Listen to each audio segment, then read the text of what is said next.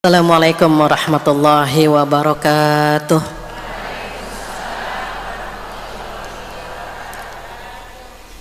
Bismillahirrahmanirrahim. Alhamdulillah nahmaduhu wa nasta'inuhu wa nastaghfiruh wa na'udzu billahi min syururi anfusina wa min sayyiati a'malina. May yahdihillahu fala mudhillalah wa may yudhlilhu fala hadiyalah. Asyhadu an la ilaha illallah wahdahu la syarikalah wa asyhadu anna Muhammadan abduhu wa rasuluh la nabiyya ba'dah. Alhamdulillah dan alhamdulillah, dengan izin Allah kita dipertemukan kembali di rumah Allah, di rumah yang indah bersama wanita yang indah. Insya Allah semua diberikan rezeki yang indah, rumah tangga yang indah, anak-anak yang indah, dan semoga kita dikumpulkan di jannah yang indah. Amin ya rabbal alamin. Tak lupa selawat dan salam kita sampaikan kepada kekasih kita Rasulullah Sallallahu Alaihi Wasallam, di mana beliau bersabda, irhamu man fil ardi yarhamukum man fis sama. Cintailah penduduk di bumi, maka penghuni langit akan mencintaimu. Agama kita agama kasih sayang, Allah kita maha pengasih dan penyayang. Rasulullah Sallallahu Alaihi Wasallam pun memiliki sifat yang sangat penyayang. Bahkan beliau berpesan kepada para sahabat, tazawwajul waludal wadud, nikahilah wanita-wanita yang subur dan penyayang, atau penyayang dan subur. Kenapa? Karena kalau perempuannya lemah lembut, suami betah di rumah. Istri penyayang, insya Allah suami bertebar pahala. Maka alhamdulillah dengan izin Allah, ini wanita-wanita penyayang hadir di sini karena ingin menjadi hamba yang disayang oleh Allah Subhanahu wa taala. Mudah-mudahan duduknya kita di sini dicatat oleh Allah sebagai amal pemberat timbangan kita di hari kiamat nanti, dan diistiqomahkan, diwafatkan dalam kondisi yang paling indah insya Allah. Amin ya rabbal alamin. Ketika kita ingin sekali menjadi hamba yang disayang oleh Allah Subhanahu wa taala, maka ibu-ibu solehah boleh tolong buka surat Al-Furqan surat 25 ayat 63. Allah menyampaikan kepada kita betapa Allah sayang sekali dengan hamba-hamba yang memiliki kriteria yang disampaikan di surat Al-Furqan. Surat ke-25 ayat 63. Tolong dibacakan sampai ayat 66. Boleh qoriahnya tolong dibantu. Ini di sini enaknya ada qoriah ya. Silahkan Neng. A'udzu billahi minasyaitonir rajim. Nanti ya. A'udzu billahi minasyaitonir rajim. Adapun hamba-hamba Tuhan yang mana yang maha pengasih, itu adalah orang-orang yang berjalan di bumi dengan mudah, dengan rendah hati. Ini matanya. Oh enggak kelihatan. Kami ya, ulang. Adapun hamba-hamba Tuhan yang maha pengasih itu adalah orang-orang yang berjalan di bumi dengan rendah hati. Dan apabila orang-orang bodoh menyapa mereka dengan kata-kata yang menghina, mereka mengucapkan salam. Dan orang-orang yang menghabiskan waktu malam untuk beribadah kepada Tuhan mereka dengan bersujud dan berdiri. Dan orang-orang yang berkata, ya Tuhan kami, jauhkanlah azab jahanam dari kami, karena sesungguhnya azabnya itu membuat kebinasaan yang kekal. Sungguh jahanam itu seburuk-buruk tempat menetap dan tempat kediaman. Iya. Shadaqallahul azim. Allahul azim. Baik ibu-ibu yang dirahmati oleh Allah Subhanahu wa taala, hari ini kita sedang belajar ingin sekali menjadi hamba yang disayang oleh Allah Subhanahu wa taala. Bayangkan disayang sama suami saja kita udah seneng ya. Disayang sama orang tua kita senang. Ditraktir sama temen seneng banget gitu ya. Kenapa? Berarti kan teman sayang sama kita.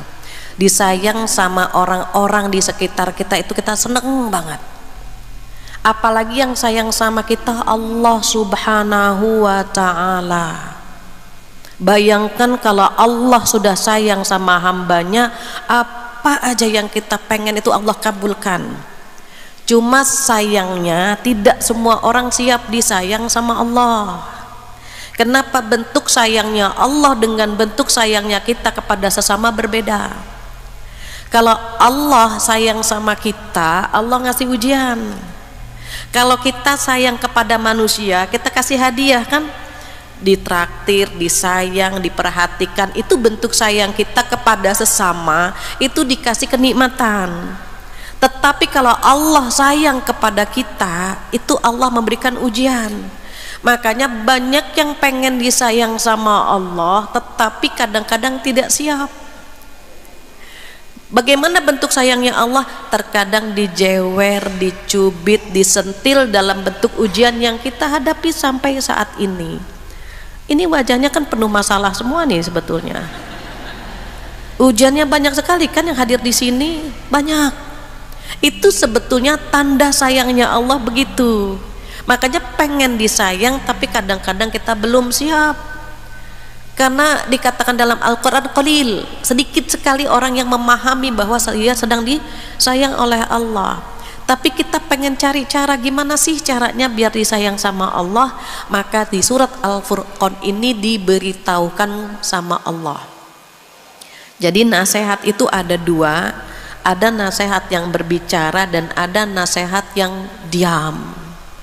Nasihat yang berbicara adalah Al-Quran dan nasihat yang diam adalah kematian. Ibu kalau melihat orang baru meninggal pasti ikut ingat dengan kematian ya. Contohnya kemarin misalnya ada almarhumah Marisa Haque meninggal, semuanya ingat mati. Ya Allah, ternyata mati bisa mendadak, tidak harus sakit, tidak harus kecelakaan, tidak harus dalam bentuk peperangan, itu bisa saja Allah mewafatkan kita, langsung kita ingat mati semua, betul kan? Walaupun gak lama tuh, cuma 3 hari, seminggu, setelah itu bikin dosa lagi kan kita. Tetapi pada saat kita ingat mati, itu sudah anugerah itu. Sama halnya ketika kita duduk di sini, ketika kita mendapatkan pencerahan, bertahan 3 hari, seminggu, itu anugerah itu.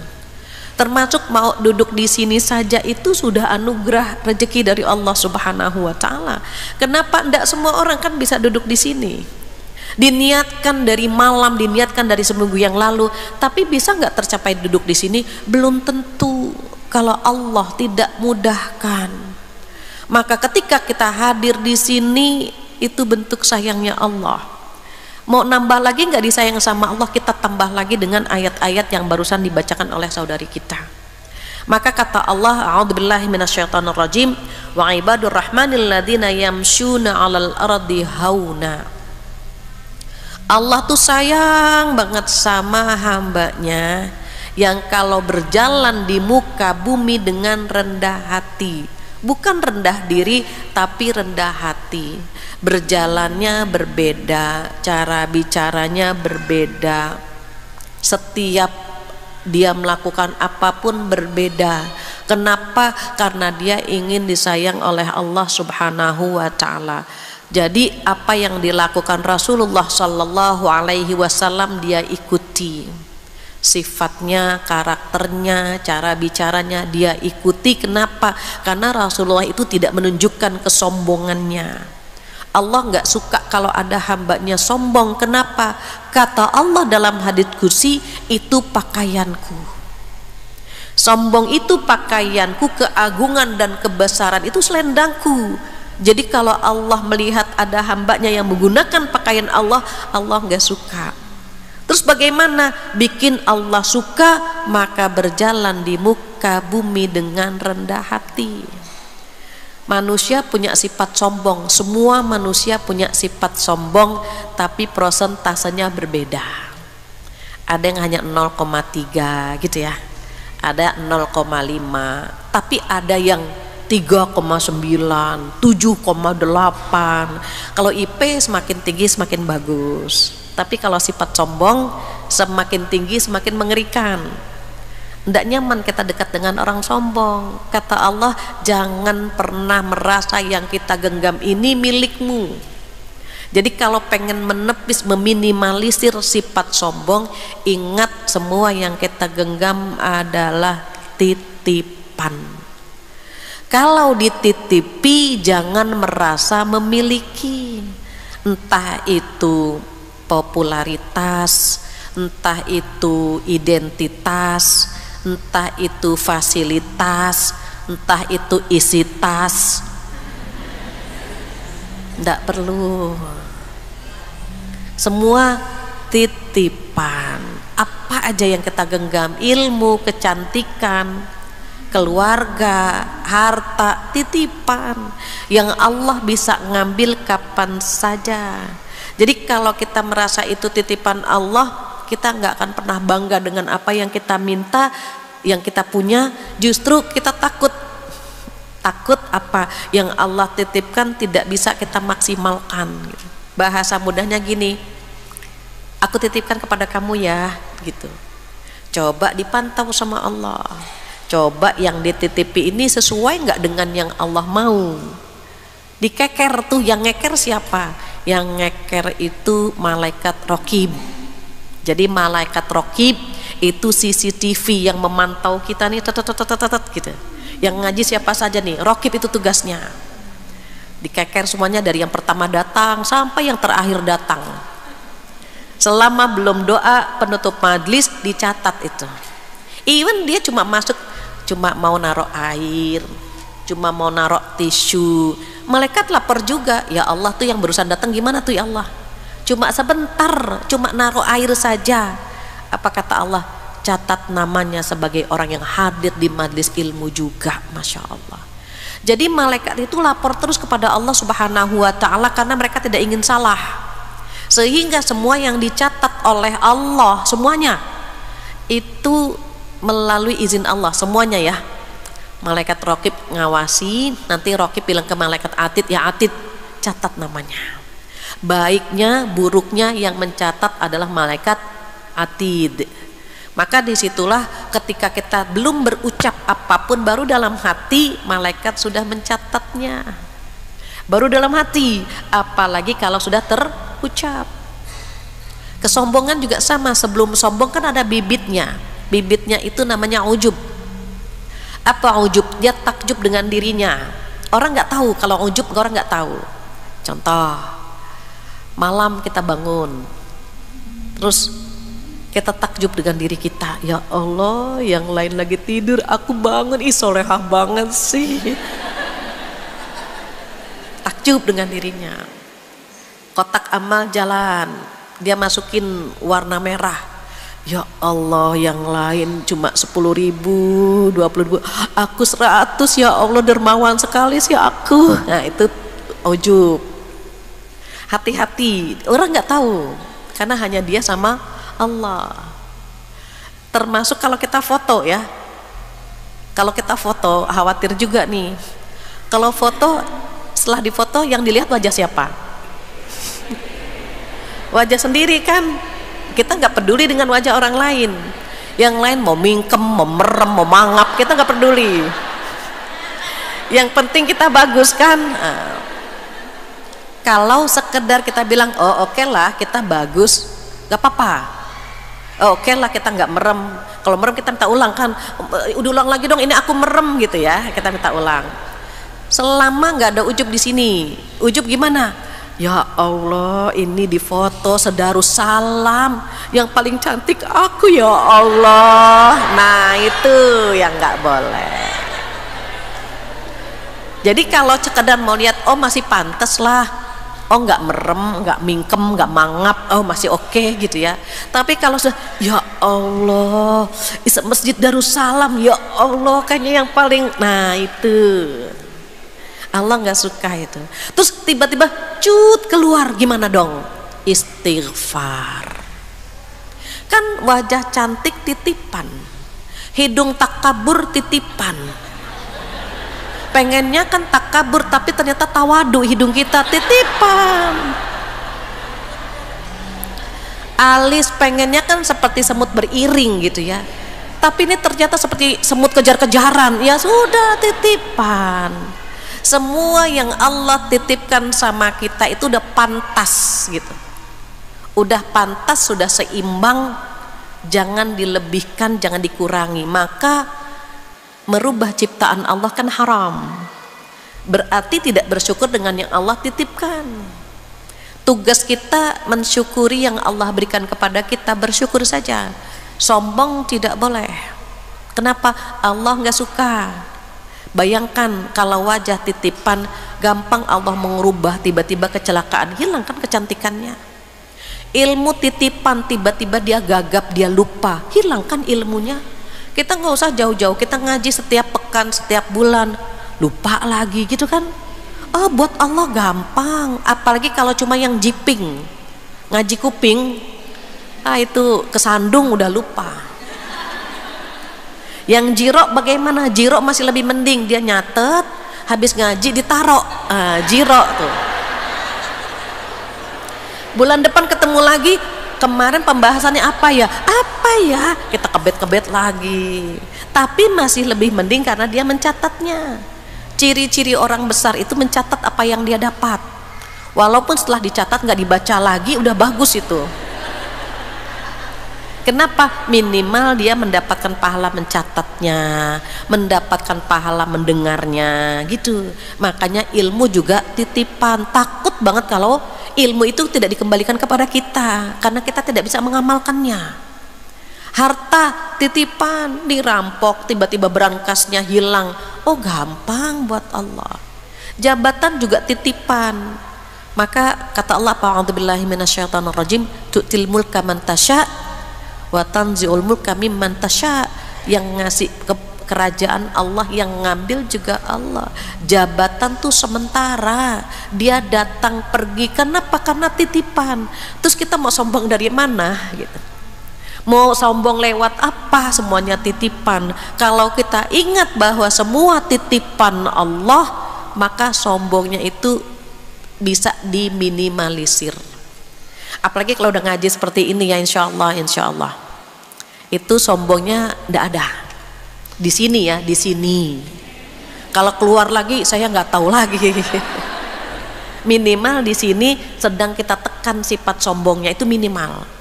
Makanya ndak ada yang merasa bagaimana begitu. Karena kita tahu, oh ya titipan kok, semua titipan. Kita nggak tahu isi tas kita keluar dari sini aman atau tidak, sama itu titipan. Terus tugas kita apa? Menjaga titipan Allah. Bukan berarti punya Allah kok tas ditinggal, rumah titipan Allah, tidur nggak dikunci-kunci pintunya, ndak begitu juga. Kewajiban kita menjaganya, kemudian kita serahkan kepada Allah Subhanahu wa ta'ala. Jadi ditekan sifat sombong itu dengan tawadhu. Kenapa? Allah suka. Ndak perlu pengajian itu isinya pameran, pamer tas, pamer jilbab, pamer sepatu gitu ya. Kenapa khawatir? Ada yang khawatir saja, ada yang hatinya dengki, khawatir saja. Kalau sudah dengki kan bahaya juga gitu. Mbak, jilbabnya sutra ya, habis kalau nggak sutra ketombean. Ada yang nggak suka. Mbak, tasnya ori ya, itu dia, saya kalau KW tuh alergi, nggak enak gitu ya. Biasanya misalnya kalau keringetan ngelap tisunya cuma gini, karena pakai berlian di jarinya ngelapnya gini. Nggak lah, di sini nggak ada yang begitu. Makanya alhamdulillah di pengajian yang nggak ada di Indonesia, di sana jauh banget, di luar negeri yang nyebrang sungai, nyebrang laut. Nah, di sini insya Allah tidak ada. Jadi satu yang bikin kita disayang sama Allah apa? Rendah hati. Dah titipan Allah semua kok gitu ya, ndak usah sombong.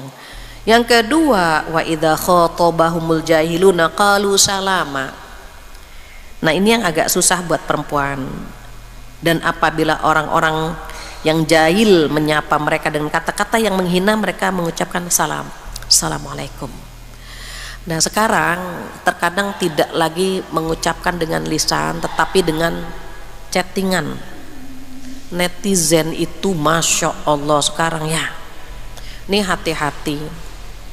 Satu kata yang kita menganggapnya remeh, tapi Allah redho, maka Allah akan mengantarkan kita ke surga. Satu kata kita menganggapnya remeh tapi bikin Allah murka, maka Allah akan mengantar kita ke neraka. Jadi kalau ada orang yang iseng, ada orang yang usil, ada yang orang menggoda, kita perhatikan ini doanya serius atau doanya usil. Kan bisa kelihatan dari nadanya. Kalau Assalamualaikum Bu, Waalaikumsalam, karena dia terus menyampaikan salamnya buat kita.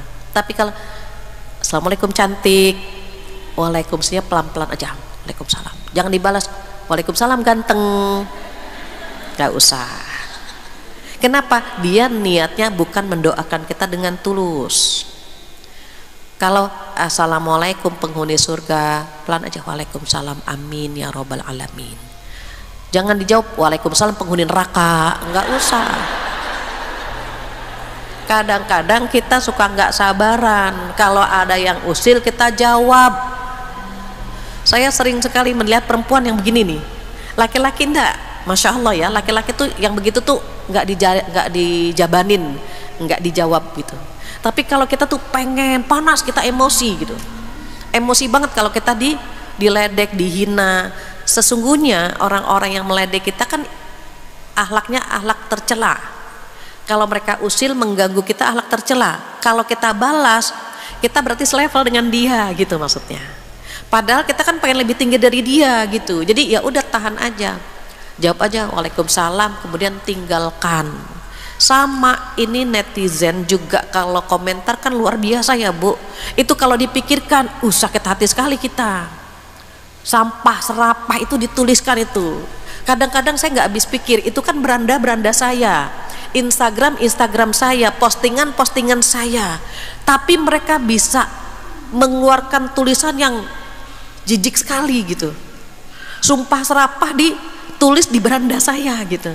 Saya bilang ini maunya apa? Kalau mau pansos kan ya jangan di beranda saya, silahkan saja gitu ya, di beranda dia. Tapi di era sekarang itu naudzubillah, pengennya ini dikasih pelajaran nih gitu kan. Tapi udahlah, ingat ayat ini. Apabila orang-orang jahil, orang-orang usil menyapamu, baik menyapa saat di jalanan atau menyapa di sosial media kita, tinggalin aja. Kenapa? Nanti energi kita habis buat mikirin yang begitu tuh. Apalagi ibu ini wajah-wajahnya calon orang besar semua ya. Minimal badannya udah besar. Kalau sudah punya nama, ini kan calon orang-orang besar, itu biasanya ada yang nggak suka sama kita kan. Ada yang ingin membunuh karakter kita, ada yang ingin membunuh ekonomi kita, membunuh masa depan kita, itu biasa. Terus bagaimana? Kata Allah, tinggalkan saja. Tinggalkan, jangan diladeni, jangan dijawab. Cukup mengatakan apa? Salam, qalu salama, assalamualaikum, kemudian tinggalkan. Pengennya dijawab, pengennya dibalas, ndak usah. Itu wasting time, buang-buang waktu, buang-buang energi. Harusnya kita sudah melakukan hal-hal yang bermanfaat, jadi mikirin itu. Tetapi fitrahnya perempuan, karena perempuan itu ahli sejarah, kalau dilukai hatinya ingat terus gitu ya. Jadi kadang-kadang komentar yang baik-baik itu lupa. Yang dia ingat komentar yang mana? Yang nggak baik gitu. Padahal yang sayang sama dia banyak, yang perhatian sama dia banyak, yang benci sedikit, tapi yang dipikirkan yang mana? Yang sedikit tadi. Terus gimana? Belajar nggak mau mikirin yang sedikit tadi. Sibukkan diri dengan orang yang sayang sama kita, sibukkan diri dengan hal-hal yang membangun kualitas kita, sibukkan diri dengan ibadah yang insya Allah menjadi bekal di hari kiamat nanti. Jadi yang begini nih cemen, tinggalin. Maka kadang-kadang karena perempuan itu baperan ya, jadi kalau ada komentar yang tidak bagus jangan dibaca. Ini kita bacanya ngulang lagi. Ya Allah, ih jahat banget, ya Allah, ya Allah, jangan dibaca lagi. Tapi kita masalahnya kita baca lagi, padahal dia nulisnya 1 kali, tapi kita bacanya 3 kali, seakan-akan dia melukai kita 3 kali, padahal dia cuma 1 kali nulis kan. Tapi karena kita membacanya 3 kali, seakan-akan dia melukai kita 3 kali, dan itu menghujam sampai ke ulu hati gitu ya. Nah ini kata Allah, ndak, kalau mau disayang sama Allah, jangan mikirin yang begini-gini nih, tinggalkan saja. Jujur kalau kita pakaiannya sopan seperti ini ya, ibu-ibu solehah, nutup aurat, itu orang mau melakukan pelecehan itu ndak berani. Saya pernah cerita bagaimana ketika saya naik taksi ya, naik kendaraan umum, taksi lah ya, itu drivernya nanya gini, Mbak Islam bukan ya gitu. Saya bilang, ya pasti Islam kan dari pakaian saya kelihatan Pak gitu. Enggak Mbak, maaf ya Mbak gitu, karena baru saja saya dapat penumpang itu pakai jilbab juga kayak Mbak, tapi dia non muslim gitu.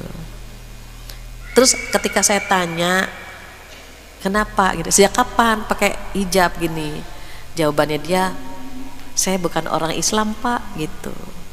Loh kenapa kok menutup aurat? Apa jawaban dia?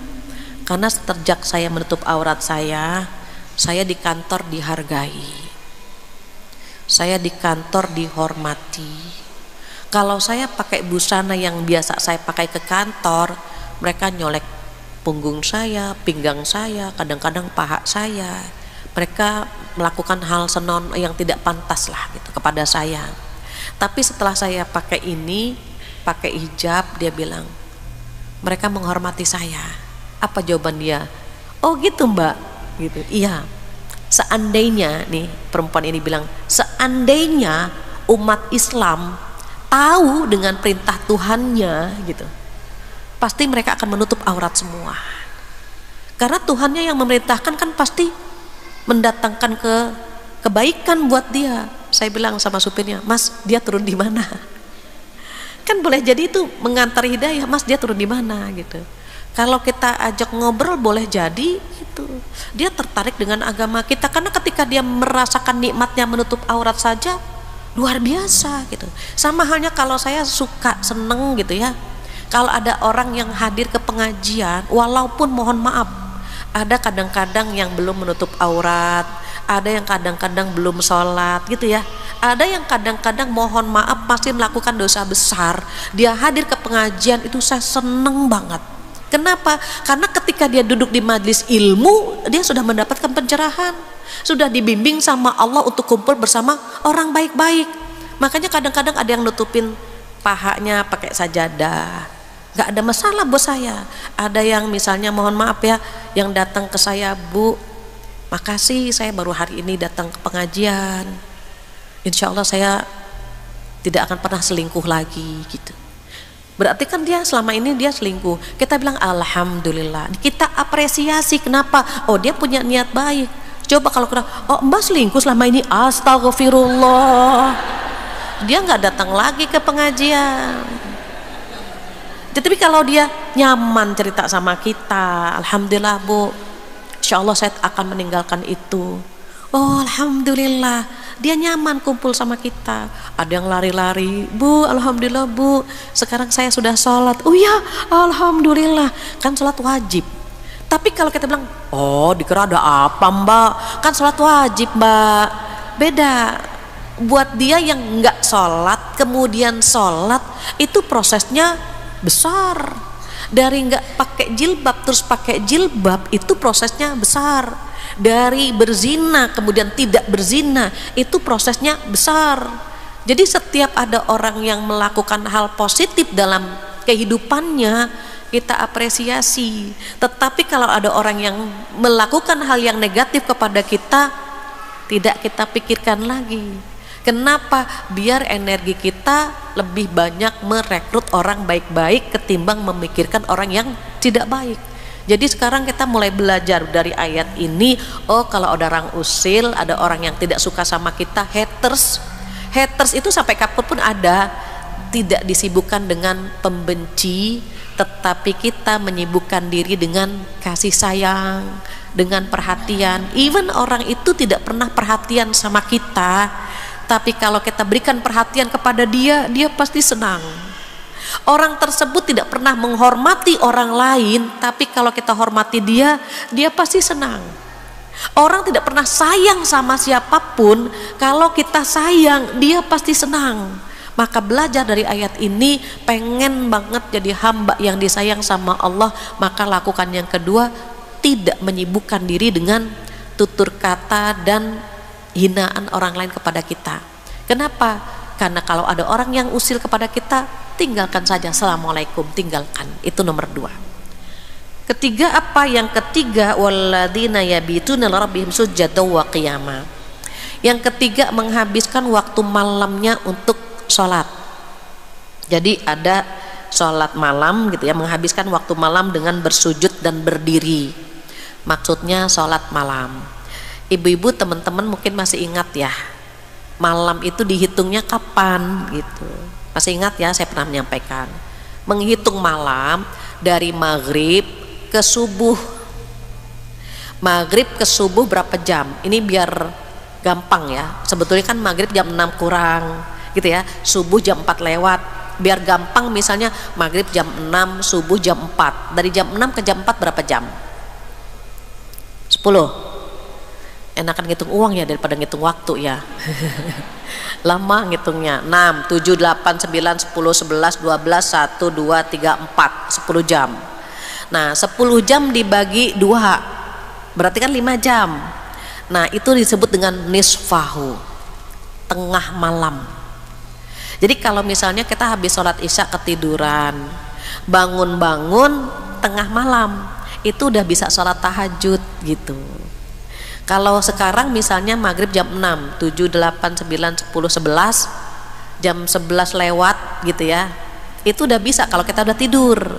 Dalilnya apa sih? Ibu tolong buka surat Al-Muzammil. A'udzubillahi minasyaitonirrajim. Ya ayyuhal muzammil qumil laila illa qalila nisfahu awin qus minhu qalila au zid alaih. Boleh Neng, tolong dibacakan.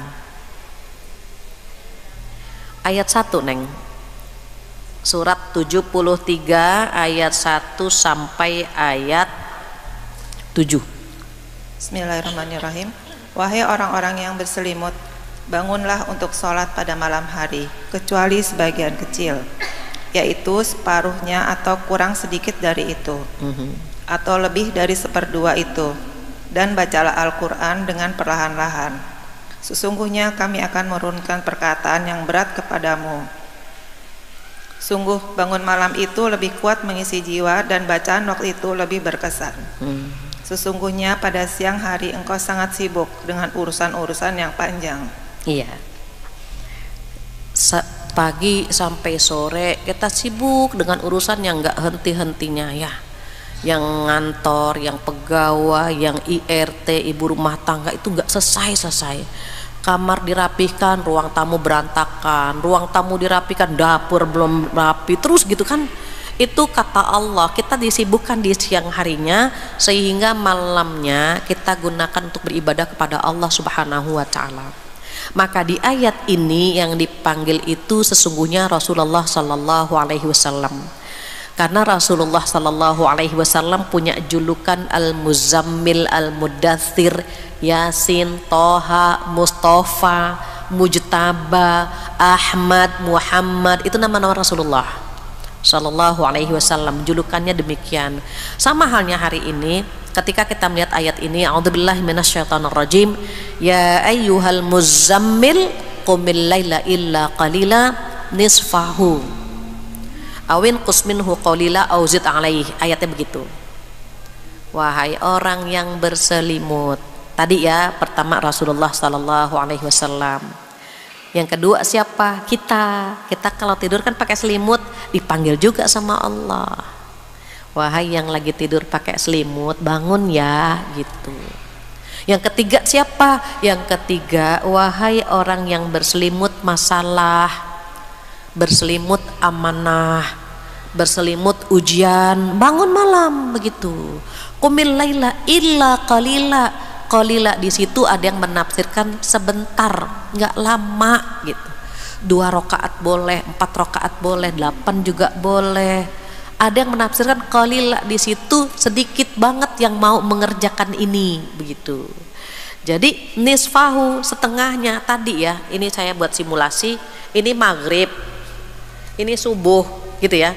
Dari maghrib ke subuh berapa jam? Tadi kan udah dihitung ya 10.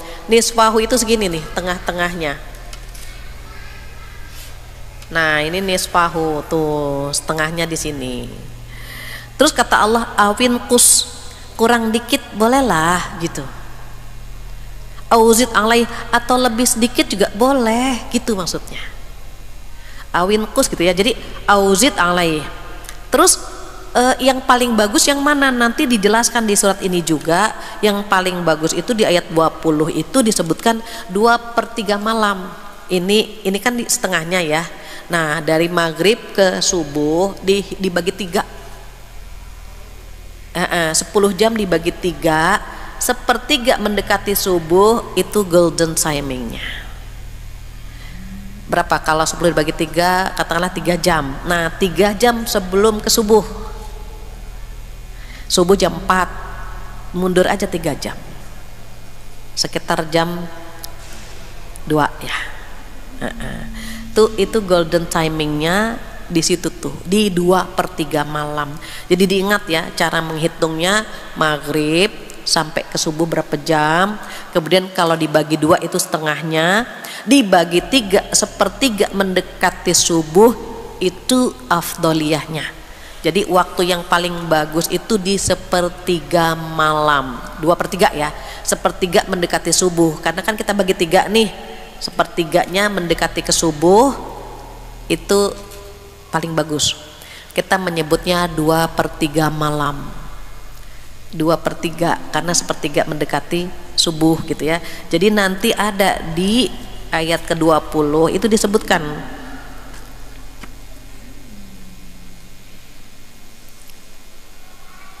a'udzubillahi minasyaitonirrajim, inna rabbaka ya'lamu annaka taqumu adna min thulutsail lail wa nisfahu wa thulutsahu wa ta'ifatun min alladziina ma'ak. Sesungguhnya Tuhanmu mengetahui bahwa engkau ya Muhammad sallallahu alaihi wasallam berdiri atau sholat kurang dari 2/3 malam atau 1/2 malam atau 1/3-nya. Jadi intinya bangun malam. Sholat malam apa sih? Sholat malam itu semua sholat sunnah setelah isya, namanya sholat malam. Makanya sholat taraweh disebut dengan sholat malam. Kenapa? Karena sholat taraweh itu sholat sunnah yang dilakukan setelah isya. Jadi misalnya kita sholat witir itu masuk sholat malam. Kita sebelum tidur sholat istikharah itu sholat malam. Terus kita misalnya sholat hajat, kita kan banyak banget nih hajat kita sama Allah ya.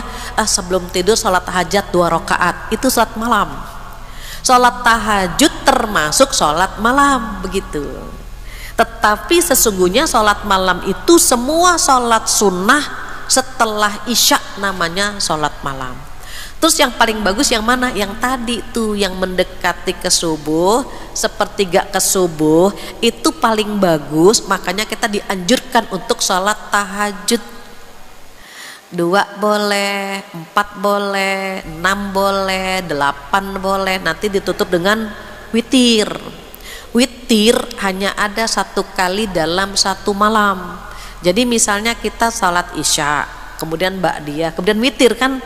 Nah besoknya ndak usah witir lagi begitu, karena sholat witir hanya ada 1 kali dalam 1 malam. Witir artinya apa? Witir artinya ganjil. Kalau dilakukan 2 kali dia jadi genap, nggak jadi ganjil lagi. Nah sholat malam dengan sholat ditutup dengan witir tadi termasuk sholat sunnah muakkad yang Rasulullah Sallallahu Alaihi Wasallam tidak pernah meninggalkannya. Makanya nanti bisa kita rasakan ya kalau kita istiqomah. Istiqomah itu kan berat, yang ringan istirahat. Jadi kalau mau istiqomah sholat malam tuh berat memang, apalagi sekarang subuhnya agak malam ya. Kalau dulu kemarin-kemarin misalnya 4:30 kurang lewat ya, kita bangun 4:30 sudah bisa sholat 2 rakaat itu. Sekarang harus bangun jam 4 kan gitu. Makanya perlu ada effort, perlu ada kemauan. Kadang-kadang kita dibangunkan cuma pipis aja tidur lagi gitu, atau terkadang cuma ngeliat jam, oh baru jam 2 atau oh baru jam 3 terus tidur lagi. Makanya Masya Allah ya, orang yang istiqomah sholat malam itu anugerah itu. Kita kadang-kadang suka permisif, suka minta izin sama Allah, ya Allah sekali-kali nggak tahajud dulu, ya Allah ngantuk banget ya Allah gitu. Kadang-kadang ya Allah nggak duha dulu ya Allah, ya lagi capek banget ya Allah. Kita kan masih kadang-kadang qobliyah ba'diyah juga kan gitu. Sekali-kali nggak qobliyah dulu, ya Allah badan pada pegel banget gitu. Kenapa? Mau istiqomah tuh susah. Jadi kalau kita dikasih kemudahan gitu ya, itu seperti kita dikasih undangan lah sama Allah itu. Kita duduk di sini kan undangan Allah kan, dibimbing kita datang ke majelis ilmu. Sama orang sholat malam, orang sedekah, semua amal soleh yang dilakukan sama dia itu seperti undangan dari Allah, dan dia memenuhi undangan tersebut. Sebenarnya kita diundang semua sama Allah, cuman ada yang bisa kita penuhi, ada yang tidak bisa kita penuhi. Jadi kalau ada suara kebaikan hadir di dalam hati kita, mau sedekah tunaikan, itu undangan dari Allah. Mau sholat malam tunaikan, itu undangan dari Allah. Mau puasa sunnah tunaikan, itu juga undangan dari Allah. Tinggal kita pilih tuh di antara undangan-undangan kebaikan dari Allah, mana yang kita ambil. Jangan nggak diambil semuanya, sayang. Diundang kok sama Allah, kan nggak semua orang diundang. Ada nggak orang nggak pengen sholat? Banyak. Nggak pengen sholat, nggak pengen puasa, nggak pengen sedekah, nggak pengen hadir di majelis ilmu. Banyak kan yang nggak dapat undangan dari Allah gitu. Terus kita diundang, nikmati. Ya Allah alhamdulillah kita diundang, ya Allah alhamdulillah gitu. Kalaupun kita pernah meninggalkan karena ada uzur syar'i yang memang ya kita nggak bisa melakukannya gitu ya, cari nih undangan-undangan Allah yang bisa kita lakukan. Di antaranya kata Allah bangun malam. Kalau mau disayang sama Allah itu alasannya apa sih? Kan siang-siang kamu sudah sibuk dengan urusan duniamu, maka sisihkan waktu di malam harimu. Bahkan dikatakan oleh Allah apa? Inna nasyi'atal laili hiya asyaddu wat'a wa aqwamu qila. Sesungguhnya salat malam itu mengisi jiwanya lebih berat, dan bacaan di waktu malam itu lebih berkesan. Oke, saya buat ini simulasi. Kalau ibu-ibu itu kan kalau nggak pakai contoh suka ngambang ya ilmunya ya. Jadi harus pakai contoh terus. Ini botol, saya senggol gitu ya, jatuh kan karena dorongannya kecil. Senggolannya pelan, goyang tapi nggak jatuh. Kalau kosong, walaupun nyenggolnya kecil langsung gubrak gitu kan. Nah, orang sholat malam itu seperti jiwa kita yang goyang terus diisi gitu. Kalau digoyang sedikit udah jatuh, digoyang lebih besar dia goyang memang, tapi akan berdiri lagi. Mental kita begitu. Kalau sholat 5 waktu sudah bisa mengisi jiwa, sholat malam lebih bisa ngisi jiwa lagi. Tiba-tiba ujian Allah di mata kita jadi ringan saja. Anak sakit biasa, oh suami lagi lincah nih, oh pulang lagi kok gitu. Tapi kalau ngisi jiwanya ringan, itu cuma disenggol sedikit aja, goyangnya itu luar biasa, bahkan jatuh. Makanya banyak yang bertanya, Bu Fatia, teman saya diuji, dia bilang apa? Saya pas hijrah ujiannya berat, saya nggak sanggup gitu. Kemarin-kemarin saya nggak berat ujiannya, pas hijrah, pas tutup aurat, ujian saya berat. Saya nggak jadi hijrah deh gitu. Akhirnya apa? Dibuka lagi jilbabnya. Ada jamaah saya yang bertanya seperti itu. Ini gimana Bu, teman saya itu merasa kok pas hijrah itu kok banyak banget ujian ya gitu. Saya nggak sanggup gitu. Akhirnya dibuka lagi. Kenapa nggak kuat? Saya bilang sebenarnya ketika dia hijrah, dia merapat kepada Allah, Allah tuh lagi sayang-sayangnya sama dia. Kan tadi di awal sudah saya sampaikan cara sayang Allah kepada kita dengan memberikan ujian. Allah lagi sayang-sayangnya sama dia, tapi dia nggak mau disayang. Nggak mau, kan seakan-akan gitu. Nggak mau disayang sama Allah, dibukalah jilbabnya. Kenapa? Nggak kuat, karena merasa kemarin-kemarin kayaknya hidup saya biasa-biasa saja, kan gitu. Pas hijrah, pas dekat sama Allah, kok makin berat ujiannya. Nggak jadi deh. Itu seperti tumpukan buku. Nih buku ditumpuk. Dia masih rata. Pas tumpukannya tinggi, karena goyang kan buku itu, gitu. Kalau dia goyang, jatuh, sama halnya berarti dia belum kuat ditempatkan di level itu, maka Allah turunkan ke tempat semula. Sedih kan kalau kita dikembalikan ke tempat semula. Terus gimana dong? Wasta'inu bis sabri wasshalah, minta tolong dengan sabar dan sholat. Lagi goyang nih, kayaknya perlu bangun malam nih gitu. Waduh, hujan lagi kenceng banget nih, kayaknya ngisi jiwanya harus lebih besar lagi nih gitu. Nanti kalau ngisi jiwanya besar, ini kan valid ayat Allah, sesungguhnya bangun di waktu malam mengisi jiwanya lebih besar. Dan bacaan Al-Quran di waktu malam lebih berkesan. Kita kalau baca surat di waktu siang atau waktu sore kan biasa-biasa aja ya. Bismillahirrahmanirrahim, 3 qul lagi kita baca, qul huwallahu ahad, itu lagi yang kita baca kan, karena buru-buru mau jemput anak sekolah, mau ini, bacanya tuh 3 qul terus, qul huwallah, qul a'udzu birabbil falaq gitu ya. Kelihatan wajahnya wajah cool gitu ya. Enggak lah insyaallah. Terus kalau malam-malam kita bacanya kan nggak terburu-buru, nggak ngejemput anak, nggak masak, jadi kita bisa ngambil surat yang agak panjang sedikit, kemudian lebih berkesan. Terus bagaimana kok kadang-kadang kita sholat tapi kok kering? Kata Rasulullah, kalau baca itu sholat itu pura-pura nangis. Misalnya kita baca gini, Bismillahirrahmanirrahim, ya ayyuhal muzammil, biasa aja tuh gitu. Terus di tengahnya atau yang pendek wadduha gitu ya, kok biasa aja nggak ada rasa, dibikin suara kita kayak orang nangis, wadduha walaili idza saja gitu, nanti lama-lama nangis kok. Yang penting jangan bersuara, jangan wadduha, nggak boleh. Dibikin suara kita kayak orang nangis. Ibu praktekkan coba, bener nangis kita, wadduha walaili idza saja. Apalagi kalau kita tahu artinya, masya Allah. Ibu tahu ketika baca ini termasuk surat favorit ya, wadduha dengan alam nasrah, itu surat yang turun khusus Rasulullah, untuk Rasulullah sallallahu alaihi wasallam. Jadi surat ad-duha dengan alam nasrah itu surat yang khusus diturunkan kepada Rasulullah sallallahu alaihi wasallam. Ibu kalau tahu artinya, masya Allah, nikmat banget. Ketika kita bilang demi waktu duha gitu ya, kemudian demi waktu malam, ada kalimat mawadda'aka rabbuka wa ma qala, Tuhanmu tidak akan pernah meninggalkanmu dan Tuhanmu tidak akan pernah membencimu. Kita baca itu mewek kita, ya Allah, Engkau tidak akan pernah meninggalkan hamba ya Allah, Engkau tidak akan pernah membenci hamba ya Allah.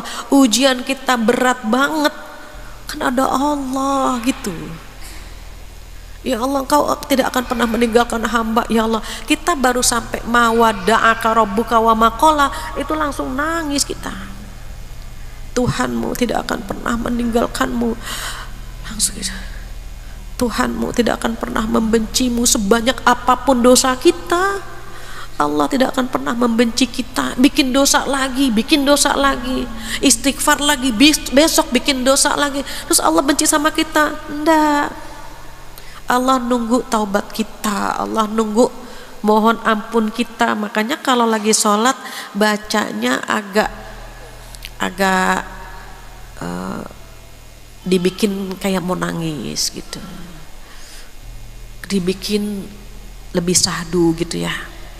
Apalagi kalau kita tahu artinya. Ini alasan Allah kenapa kita disuruh bangun malam, karena siang sudah beraktivitas dengan urusan dunia yang begitu panjang, masa malam tidak ada waktu untuk bermunajat kepada Allah Subhanahu wa ta'ala. Enak kalau kita udah curhat sama Allah, ngadu semua urusan kita sama Allah. Bahkan ya, ketika kita sedang sholat itu Allah natap kita di 2/3 malam. Allah itu turun ke langit yang paling dekat dengan bumi. Di langit, ibu kalau keluar natap ke atas ada langit kan, itu langit yang paling dekat dengan bumi. Pada 2/3 malam Allah turun ke langit yang paling dekat dengan bumi. Allah mendengarkan keluh kesah kita, yang mohon ampun diampuni, yang sakit disembuhkan, yang punya masalah diselesaikan, yang punya hutang dilunasi, semuanya itu Allah panggil. Makanya orang-orang yang sholat malam itu diangkat derajatnya sama Allah. Itu dengan sendirinya. Cuma sayangnya godaannya juga besar. Makanya kalau kita lagi punya ujian yang kayaknya berat banget ya, butuh sandaran yang lebih kuat, yaitu sholat malam. Jangan sampai kita diuji langsung goyang, langsung tepar. Ada satu hal yang Allah bilang sama kita apa? Minta tolong dengan sabar dan sholat. Kita belum lakukan yang itu tuh, sabar doang, sholatnya belum gitu. Atau sholat saja sabarnya belum, padahal kata Allah dua-duanya harus kita lakukan bersamaan. Maka kalau sudah dapat tipsnya dari Allah Subhanahu wa ta'ala, kita akan melakukannya insya Allah. Itu yang ketiga. Yang keempat apa? Yang keempat, yang terakhir, walladzina yaquluna rabbana srif 'anna 'adzaba jahannam inna 'adzabaha kana gharama. Orang-orang yang disayang sama Allah diantaranya yang selalu berdoa agar dijauhkan dari api neraka. Apa ayat kata Allah di sini? Dan orang-orang yang berkata, ya Tuhan kami, jauhkanlah azab jahanam dari kami, karena sesungguhnya azab itu membuat kebinasaan yang kekal, dan sungguh jahanam itu seburuk-buruk tempat menetap dan tempat kediaman. Gini maksudnya, ketika kita berdoa, berdoalah kepada Allah agar dijauhkan dari api neraka, dijauhkan dari neraka jahanam. Doanya itu. Jadi jangan doanya jangan dunia terus.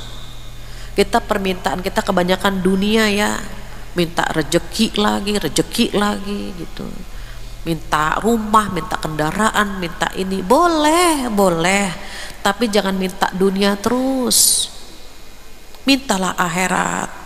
Minta dipermudah sakaratul maut. Minta dipermudah untuk menggapai surganya Allah, minta dikumpulkan bersama para nabi, minta diselamatkan dari api neraka. Ada minta-minta yang untuk urusan di akhirat.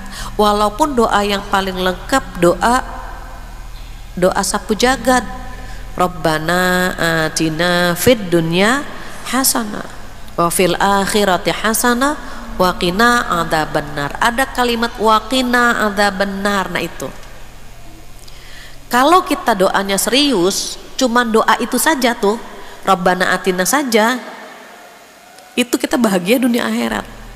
Masalahnya waktu kita doa itu kita formalitas aja kan, cuma Rabbana atina fid dunya hasanah wa fil akhirati hasanah wa qina adzabannar. Sudah. Kata Allah, nih orang minta beneran apa enggak sih gitu.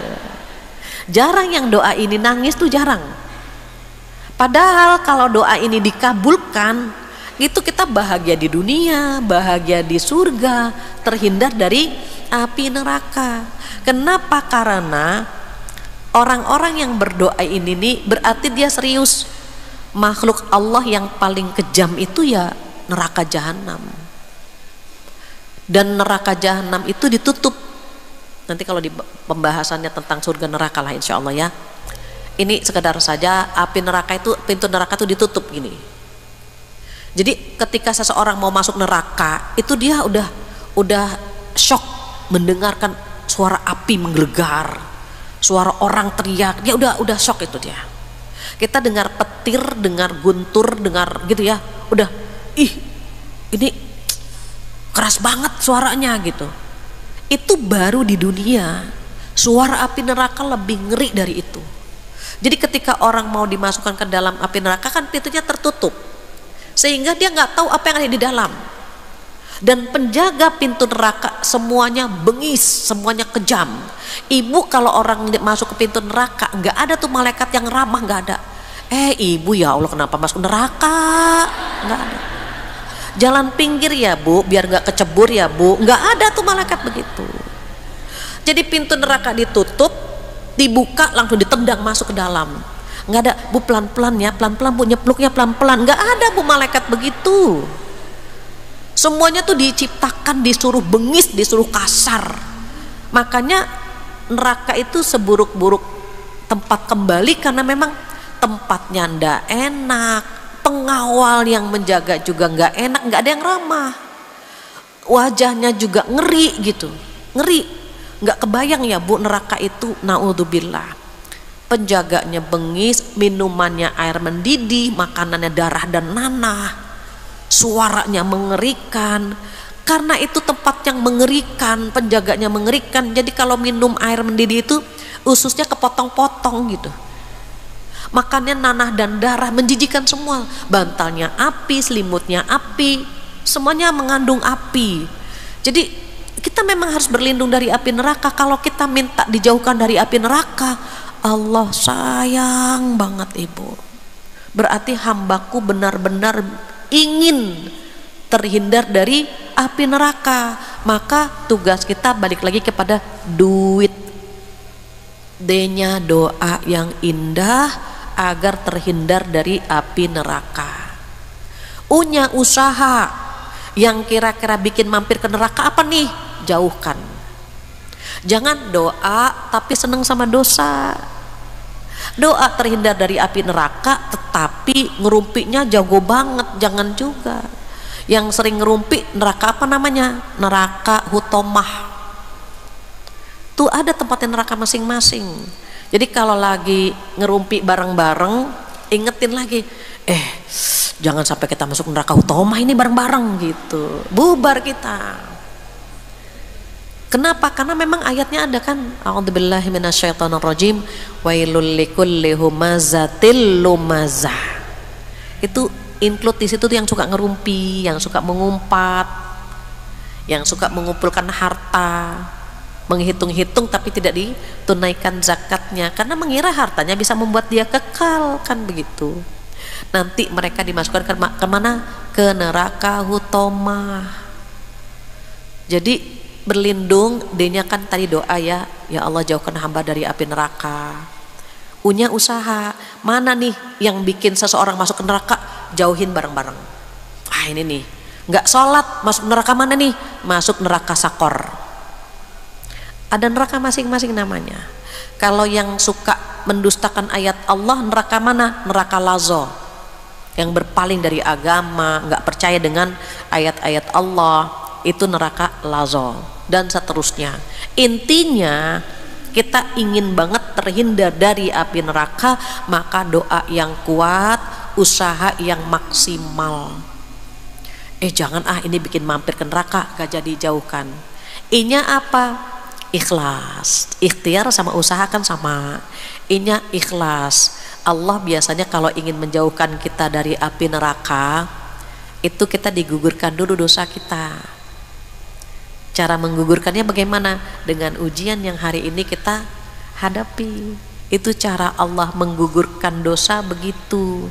Jadi karena Allah sayang sama kita, biasanya kalau ingin dihindarkan dari api neraka, Allah kadang-kadang ngasih kita penyakit gitu, ngasih ujian yang sulit gitu ya. Itu cara Allah, itu digugurkan. Nanti ketika di hari kiamat, orang ini hisabnya gampang. Kenapa? Sudah digugurkan. Maka kalau sedang digugurkan dosa-dosa kita, ikhlas menerimanya. Kalau lagi ada keluar kata-kata yang tidak layak, istighfar, astagfirullahaladzim, astagfirullahaladzim, begitu. Ibu hamil, ibu menyusui, itu pahalanya besar. Ibu yang merawat anak-anak, pahalanya besar. Capeknya kita itu menggugurkan dosa-dosa itu. Capek ngurus anak, capek ngurus suami, capek hati, capek pikiran, capek fisik, semuanya menggugurkan dosa. Ikhlas kita jalani. Baru T-nya tawakal dengan hasilnya. Serahkan semuanya kepada Allah Subhanahu wa Ta'ala. Ini 4 cara untuk menjadi hamba yang disayang sama Allah Subhanahu wa Ta'ala. Alhamdulillah 10:30 sudah. Mudah-mudahan apa yang kita dapatkan hari ini bermanfaat. Insya Allah bulan depan kita bertemu lagi, agak berbeda hari ya, bukan hari Kamis, insya Allah hari Rabu kedua ya Neng. Rabu kedua kita bertemu lagi untuk melanjutkan menjadi hamba yang disayang oleh Allah bagian kedua. Demikian ibu-ibu solehah, mudah-mudahan apa yang kita dapatkan hari ini bisa kita amalkan dan dikuatkan oleh Allah mengamalkannya. Kurang lebihnya mohon maaf jika ada tutur kata yang kurang berkenan. Saya mohon maaf ibu-ibu ya, mohon redho, terkadang saya masih suka bercanda, mohon redhonya. Kalau ada jawaban yang kurang berkenan, mohon redhonya. Mudah-mudahan kita bertemu lagi bulan depan dengan keimanan yang lebih baik lagi. Kita tutup dengan pengajian ini dengan doa penutup majlis bersama-sama. Subhanakallahumma wa bihamdika asyhadu an la ilaha illa anta astaghfiruka wa atubu ilaik. Kurang lebihnya mohon maaf. Wabillahi taufiq hidayah. Assalamualaikum warahmatullahi wabarakatuh.